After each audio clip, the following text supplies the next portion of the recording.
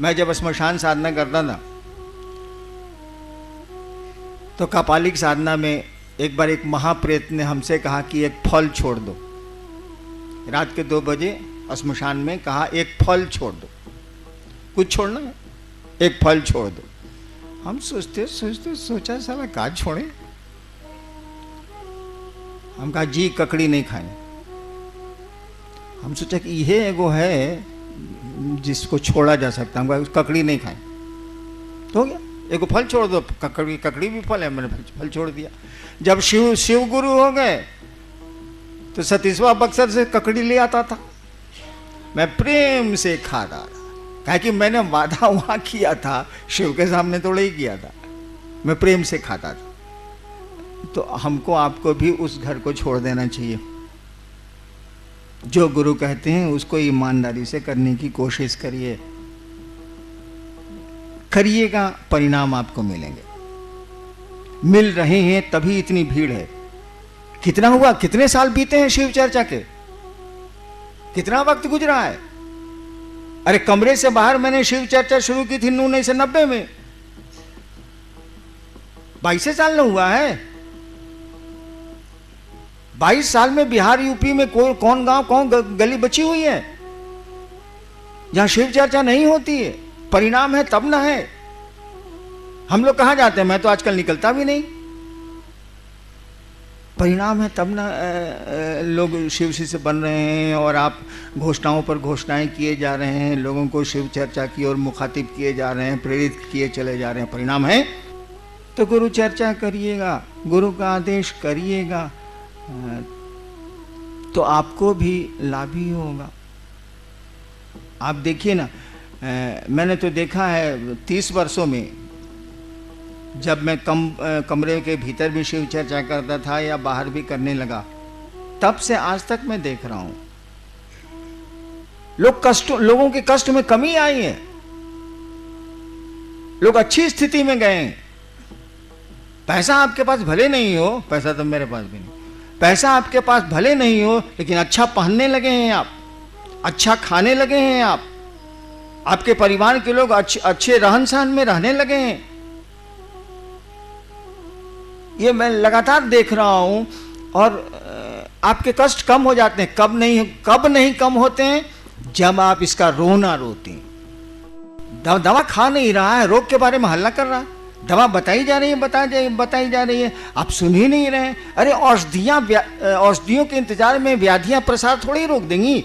आप दवा नहीं खाएगा तो बीमारी रुक जाएगी कि बीमारी बढ़ेगी, उसका लक्षण है बढ़ती है, वो दवा तो खानी होगी। तो आप ये रोना क्यों रोते हैं? कष्ट किसको नहीं है यहाँ? कौन मुक्त हुआ है इससे? शिव भी शरीर में आए तो मुक्त नहीं हो सकते वो। ये योनिगत दोष है। योनिगत जैसे होइएगा आपके कर्मफल आपका पीछा करेंगे, काल का प्रभाव पर पड़ेगा, समय का प्रभाव पर पड़ेगा। वो तो शिव भी शरीर में आएंगे तो उनको तो जगत के नियमों में चलना होगा।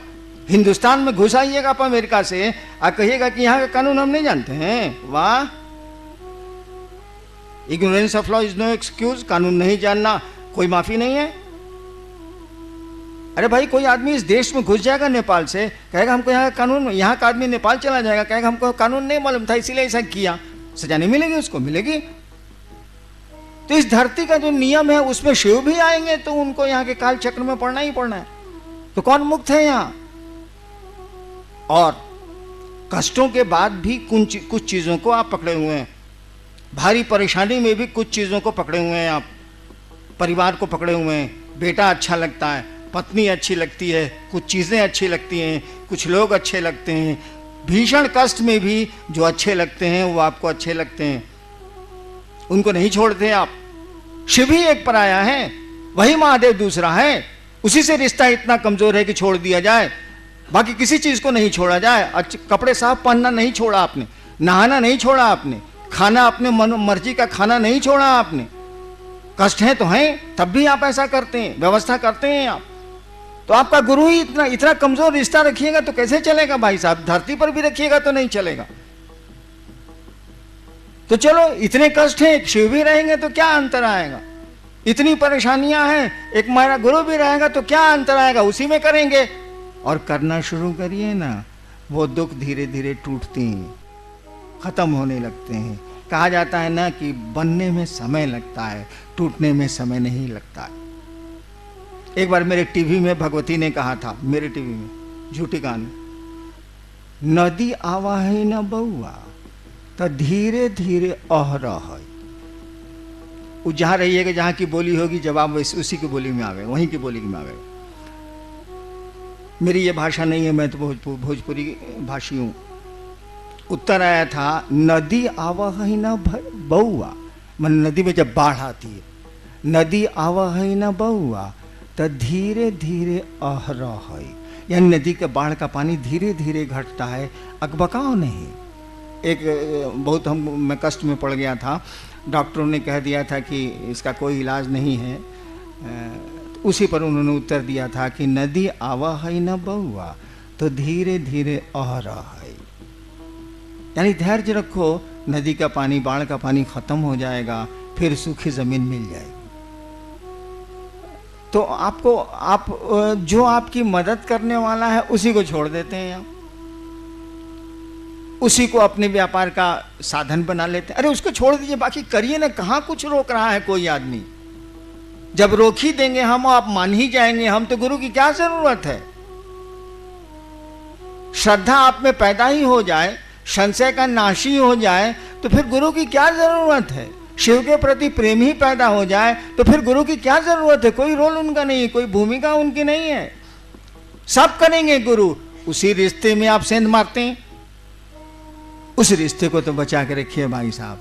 हम लोग सारे लोग आपकी मदद करने को तैयार हैं, मैं तो निश्चित ही आपकी मदद करूंगा। बस गुरु का आदेश, उनकी नियत से आप करिए, जो वो चाहते हैं वैसी नियत पैदा करिए, ऐसी ही उनसे दया मांगिए, और देखिए जिंदगी बदल जाएगी, खुशियां वापस लौट आएंगी।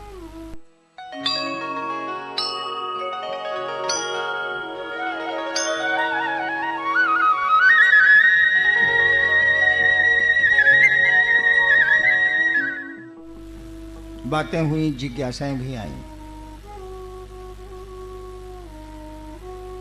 मैंने जो देखा या सुना, किसी ने शिवलिंग पर पूछा, किसी ने कहा कि अन्नू भैया सार्थकता बोलते हैं शिव की, शिवलिंग की, साहब कुछ नहीं बोलते। किसी ने कुंडलनी साधना पर पूछा, हालांकि आज विषय कुंडलनी साधना का नहीं था। एक बात समझिए,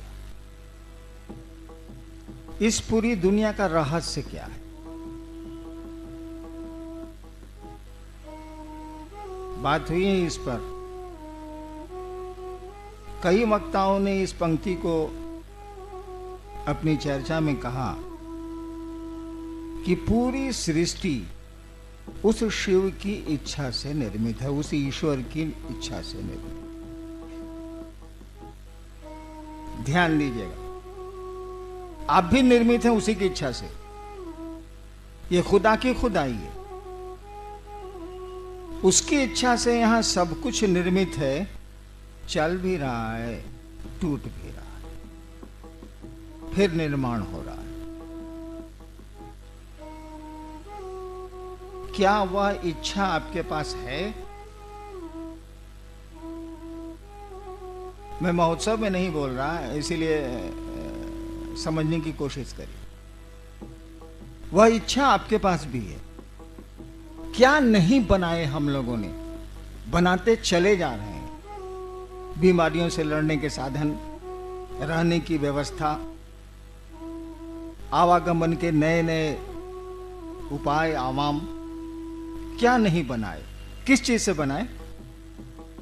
अगर सोचा नहीं होता, अगर संकल्प नहीं लिया होता, न टेबल बनता, न मकान बनता, न हवाई जहाज बनते, न पनडुब्बियां बनती। किसी ने सोचा, ज्ञान लिया, क्रिया की, यानी मूल बात है उसकी सोच, उसकी इच्छा। उसकी इच्छा, उस कहा जाता है कि शिव की इच्छा में तो बड़ा बल है, उसकी इच्छा ही शक्ति है।